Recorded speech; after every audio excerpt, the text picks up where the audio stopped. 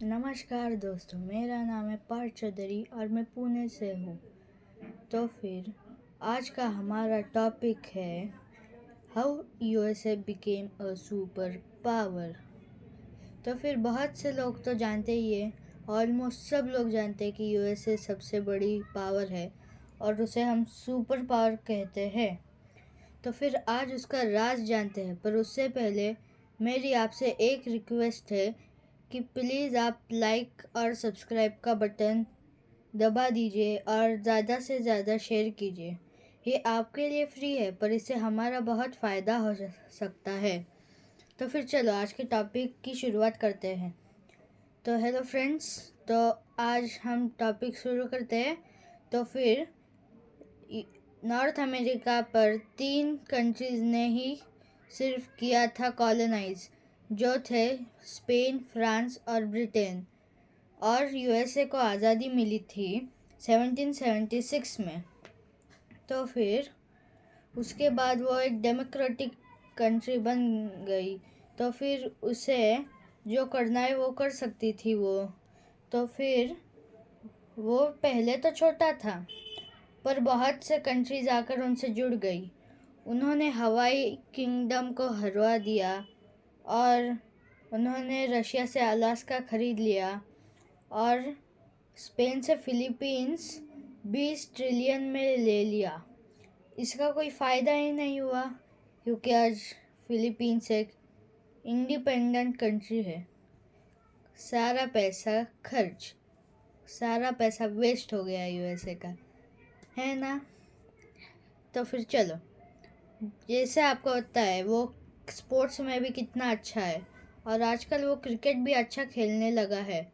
उनके पास अच्छे प्लेयर्स है। ओलंपिक्स में वो सबसे बड़ी प्लेयर है ना, मज़े की बात। और उनकी मिलिट्री तो है कितनी ज़बरदस्त। और नासा तो उनको बूस्ट देता है। नासा, खेल और यूएस डॉलर्स और मिलिट्री, ये 4 चीज़ें यूएसए को सबसे ज़्यादा बूस्ट देती है और यह है उसका फ़ायदा।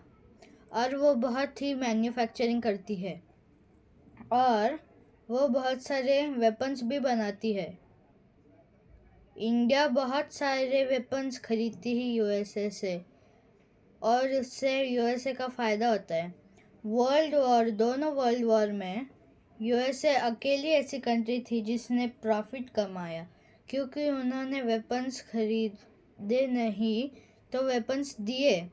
और जब उनकी बारी आई लड़ने की तो उन्होंने कोई खरीदे नहीं, उन्होंने खुद के यूज़ किए और वो जीत गए। तो फिर वो कितनी स्ट्रांग है। और जब 1960s में हुआ था उनका शुरू कोल्ड वॉर यूएसएसआर के साथ, तब उन्होंने कितनी डेवलपमेंट की और वहाँ कितने बड़े बड़े बिल्डिंग्स भी हैं। पर फिर भी वो एक प्रॉब्लम है उसमें कि वहाँ के लोगों के पास 30% लोग तो बेघर है और उनका वज़न बहुत ज़्यादा है। वहाँ का ओबेसिटी लेवल बहुत ज़रा लो है और वहाँ पे इतने गन लॉज नहीं है प्रॉपर। और वहाँ पर ह्यूमन डेवलपमेंट लेवल थोड़ा प्रॉब्लमेटिक है। इसलिए यूएसए सुपर पावर हो के भी एक प्रॉब्लम है कि वो ठीक ठाक कंट्री है, पर लोग उसमें ठीक से नहीं रह सकते। ह्यूमन डेवलपमेंट कम है और ज़्यादातर वॉर हमेशा यूएसए की वजह से ही होते हैं। तो फिर क्योंकि वेपन्स तो वही देती है, वही बहुत सारे है लगाते हैं उनके मिलिट्री कैंप्स अलग अलग कंट्रीज़ में। इंडिया में नहीं है पर उनके, ये अच्छी बात है वैसे तो। और यूएसए ने खेल में भी बहुत डेवलपमेंट की और वो इतने अच्छे खेलते हैं कि ओलंपिक्स में वो फर्स्ट बेस्ट कंट्री है और उनके सबसे ज़्यादा पॉइंट है। तो फिर ये है। और भले ही सुपर पावर है, पर कोई फ़ायदा नहीं, क्योंकि वहाँ पे ह्यूमन डेवलपमेंट इंडेक्स इतना अच्छा नहीं है।